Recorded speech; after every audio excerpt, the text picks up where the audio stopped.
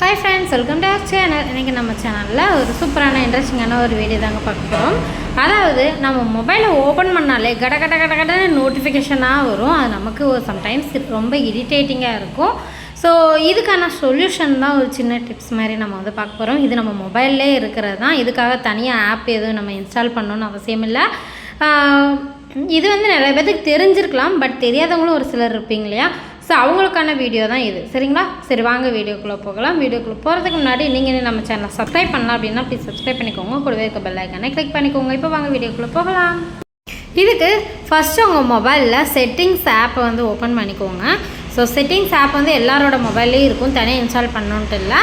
So settings open பண்ணதுக்கப்புறமா இதில் கீழே ஸ்க்ரால் பண்ணிங்க அப்படின்னா நோட்டிஃபிகேஷன் அண்டு ஸ்டேட்டஸ் பார் அப்படின்ட்டு பாருங்கள். இல்லைன்னா வெறும் நோட்டிஃபிகேஷன் அப்படின்னு மட்டும் இருந்தால் கூட ஓகே தான். ஸோ அந்த நோட்டிஃபிகேஷன் அப்படிங்கிற அந்த ஆப்ஷனை கிளிக் பண்ணிக்கோங்க. கிளிக் பண்ணதுக்கப்புறமா கீழே ஸ்க்ரால் பண்ணுங்கள். இதில் கீழே பார்த்தீங்கன்னா ஆப் நோட்டிஃபிகேஷன்ஸ் அப்படின்னு போட்டு உங்கள் மொபைலில் இருக்க எல்லா ஆப்ஸுமே இங்கே வந்து ஷோ ஆகுது பாருங்கள். இங்கே தான் உங்களுக்கு தேவையில்லாத ஆப்ஸோட நோட்டிஃபிகேஷன்லாம் வருதுன்னா இங்கே வந்து அந்த ஆப்புக்கு நேராக இருக்கிற ஆப்ஷனை டிசபிள் பண்ணிட்டீங்க அப்படின்னா ஸோ உங்களுக்கு தேவையில்லாத ஆப்ஸோட நோட்டிஃபிகேஷன் எதுவுமே உங்களுக்கு வராது.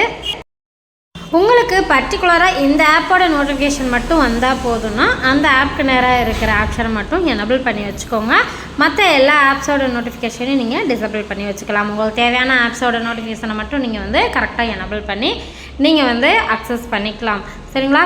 ஸோ கண்டிப்பாக இந்த வீடியோ உங்களுக்கு ரொம்ப யூஸ்ஃபுல்லாக இருக்கும்னு நினைக்கிறேன். இந்த விஷயம் யாருக்காவது தெரியாமல் இருக்குமா அப்படின்னு ஒரு சிலர் நினைப்பீங்க. ஒரு சிலர் இது இவ்வளோ நாள் எனக்கு தெரியாமல் போச்சு அப்படிங்கிறவங்களும் இருப்பீங்க. ஸோ தெரியலைங்கிறவங்க தெரிஞ்சவங்க ஸ்கிப் பண்ணிக்கோங்க. மீண்டும் வேறு ஒரு இன்ட்ரெஸ்டிங்கான ஒரு வீடியோவில் சந்திக்கிறேன். நன்றி, வணக்கம்.